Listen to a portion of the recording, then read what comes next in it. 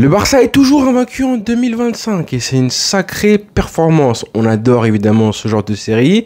La série du Barça a commencé il y a un petit moment maintenant, puisque le Barça est invaincu, toute compétition confondue, depuis tout simplement depuis le match aller en Liga face à l'Atlético Madrid. Depuis, le Barça a enchaîné des victoires et des victoires. Ça fait une trentaine de matchs si tu comptes la Liga, la Ligue des Champions et la Coupe du Roi, sachant que ça a permis aussi au Barça de se replacer en Liga. On se rappelle qu'avant ça, le Barça était quand même à 6 points de retard de la tête. Donc quand tu as 6 points de retard par rapport au premier, forcément il faut enchaîner les victoires, ce qui a été fait brillamment. Et maintenant tu arrives quand même, on est le 1er avril demain et tu es toujours invaincu. Tu as passé tout le trimestre, le premier trimestre 2025 en étant invaincu, 0 défaite, quand même 20 matchs en Liga, 17 victoires, 3 matchs nuls. Le Barça qui est toujours en lice, j'avais fait une vidéo sur le fait que le Barça pouvait, pourquoi pas, battre le record de buts sur une saison TCC, à savoir 190, c'était en 2011-2012, à savoir la grande ère, l'ère dorée du Barça de Pep. Et là, franchement, si tu bats ce record-là, tout en restant invaincu, et en plus de ça, si tu ramènes les titres, ce qui n'avait pas été le cas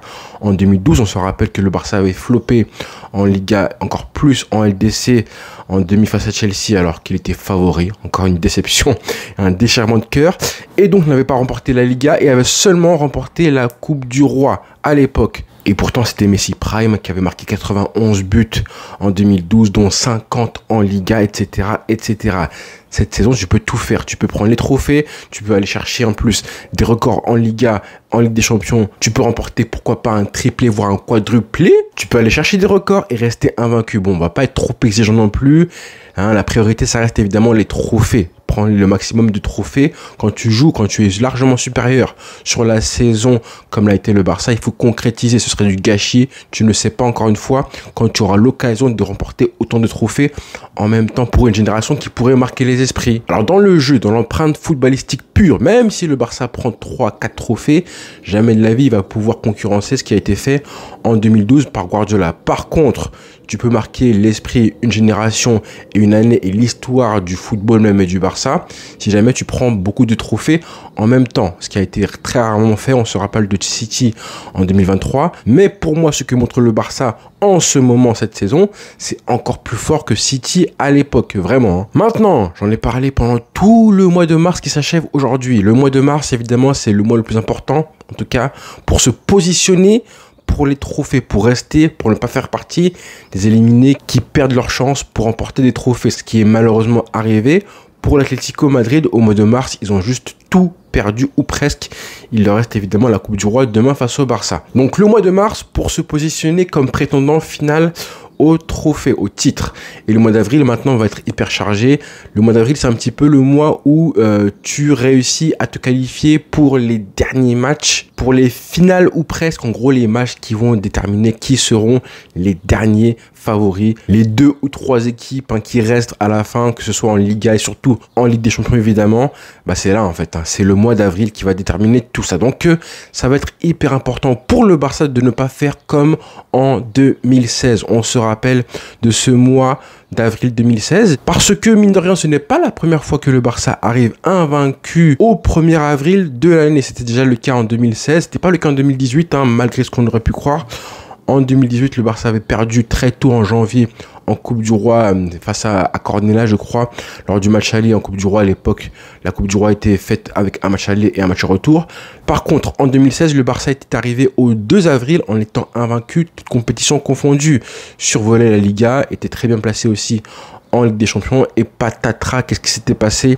Un match nul plus 3 défaites en Liga, comme ça en 4 matchs, puis une élimination en Ligue des Champions face à l'Atlético Madrid. Le tout en un mois. Donc ne pas gâcher, ne pas tout gâcher comme ça avait été fait en 2016 parce que c'était vraiment un gâchis. Avec du recul, même si le Barça a remporté le doublé ensuite, à savoir Coupe Championnat, il y a encore des regrets parce que la génération de l'époque qui peut-être souffrait d'un espèce de un relâchement, un épuisement mental qui avait, je pense une lassitude, une usure mentale, alors que le Barça survolait complètement la saison. Je pense qu'à ce moment-là précis, en avril, il y avait vraiment eu cette espèce de relâchement parce que les joueurs étaient fatigués et je pense un peu plus usés mentalement. Perte de motivation, perte de confiance et ensuite, patatras, tu te fais éliminer en LDC alors que tu étais largement favori. Tu avais la MSN à son prime, un Neymar à son prime, un Messi qui était Ballon d'Or en titre, et un Suarez qui avait marqué 40 buts en Liga. Oh les regrets, rien que d'en parler encore aujourd'hui.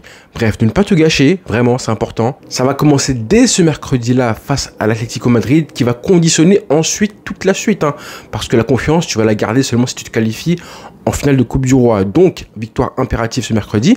On en reparlera demain. Et c'est à partir d'une éventuelle qualification en finale qu'on pourra se projeter sur tout le mois d'avril. À savoir que pour l'instant, on ne peut pas encore parler du match face à Dortmund parce que le match face à l'Atlético Madrid n'est pas encore arrivé. On ne peut pas encore se projeter. On pourra le faire une fois que ce sera passé. Maintenant, il reste 5 matchs en Liga avant le choc, le Classico, qui aura lieu au mois de mai par contre, au mois de mai. Et d'ailleurs, si vous regardez le calendrier du Barça, merci à Fabien, un de mes abonnés qui a jeté un coup d'œil sur le calendrier du Barça. Et si vous le faites, vous pourrez voir que le Classico au mois de mai a lieu à un moment très spécial, à savoir entre 2 matchs de Ligue des Champions, les demi-finales aller et retour. Le Barça n'est pas encore qualifié. Si jamais le Barça réussit à passer Dortmund, et ben le Classico sera placé entre les 2 matchs de Ligue des Champions comme en 2009. Ça avait été le cas pour les plus anciens qui s'en rappellent en 2009, la fameuse année où le Barça a pris le triplé. Ça, faut vraiment le garder en tête. On n'en est pas encore là, mais si ça arrive, du coup, ce sera quoi qu'il arrive des matchs historiques. Croyez pas, encore plus si le Real est qualifié,